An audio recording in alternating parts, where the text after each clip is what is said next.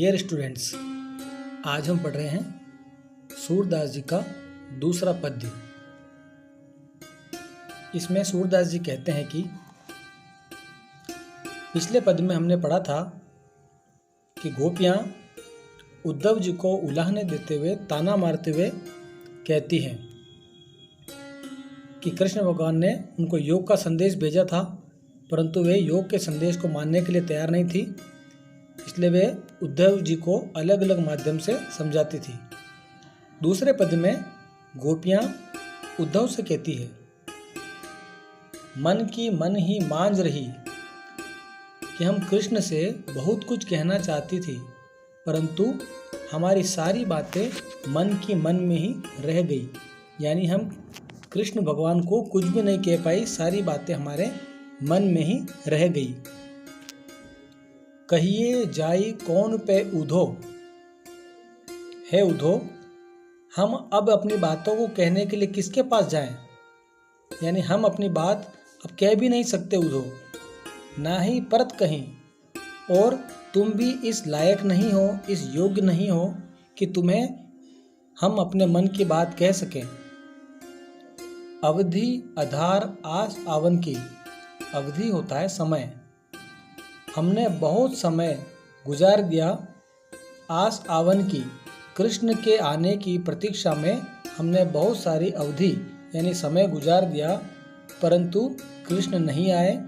तन मन विथा सही, हमने अपने तन मन से अपनी विथा को सहा, यानी अपने विरह को, उनके बिछड़ने की स्थिति को हमने सहा, परंतु कृष्ण नहीं आए।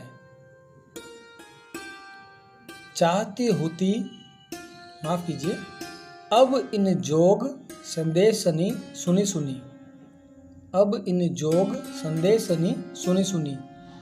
अब इस योग के संदेश को सुन सुनकर, जो उद्धव कृष्ण के माध्यम से योग का संदेश लेकर आए हैं, तो गोपियाँ कहती है, अब इस योग के संदेश को सुन सुनकर बिरहिनी बिरह दही, हमारे मन में विरह की अग्नि और अधिक बढ़ती जा रही है।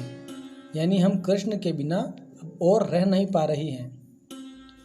चाहती होती गुहारी जितही तैं, हम चाहती तो थी कि हम कृष्ण के आने के लिए गुहार लगाएं, उनको आवाज़ लगाएं, परंतु उतते धार बही, परंतु तुम तो योग की धारा बहाने लगे।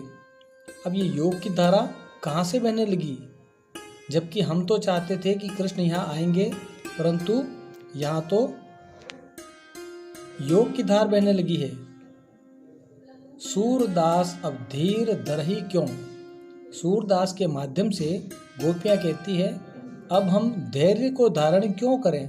धीर यानी धैर्य, अब धीर धरही क्यों, हम धैर्य को धारण क्यों करें? मर्यादा यानी मर्यादा न लही, मर्यादा न लही मतलब यदि कृष्ण ने अपनी मर्यादा नहीं रखी, वे वापस नहीं आए, तो हम भी धैर्य को धारण क्यों करें? इस प्रकार यह दूसरा पद्य समाप्त होता है, जिसमें गोपियाँ उद्धव को समझाती है कि वे किसी भी प्रकार से कृष्ण को आने के लिए कहें। धन्यवाद।